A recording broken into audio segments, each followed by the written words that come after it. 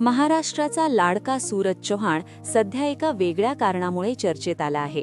नुकत्याच पार पडलेल्या झी चित्रगौरव या दिमाखदार सोहळ्यात सूरजच्या आयुष्यावर आधारित एक विशेष परफॉर्मन्स सादर करण्यात आला.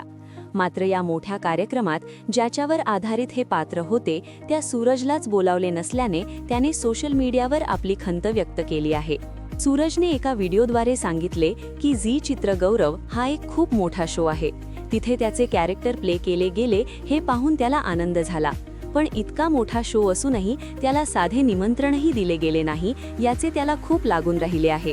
तो म्हणतो, मला कुठल्या तरी कोपऱ्यात बसवले असते तरी चालले असते, पण बोलावले असते तर बरे वाटले असते. सूरजने आपल्या चाहत्यांना देव मानले असून त्यांनाच साखळे घातले आहे.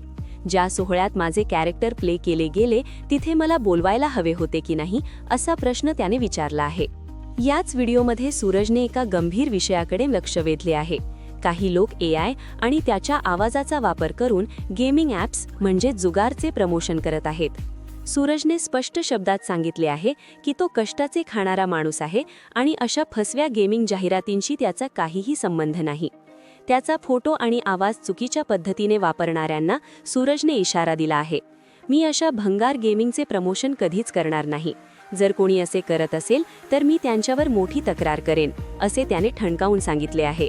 सूरज चव्हाणच्या या व्हिडिओनंतर सोशल मीडियावर त्याचे चाहते झी मराठीवर आणि आयोजकांवर नाराजी व्यक्त करत आहेत. ज्याने महाराष्ट्राला खळखळून हसवले आणि बिग बॉसचे विजेतेपद पटकावले त्याला अशा मोठ्या सन्मान सोहळ्यात डावलणे अनेकांना पटलेले नाही.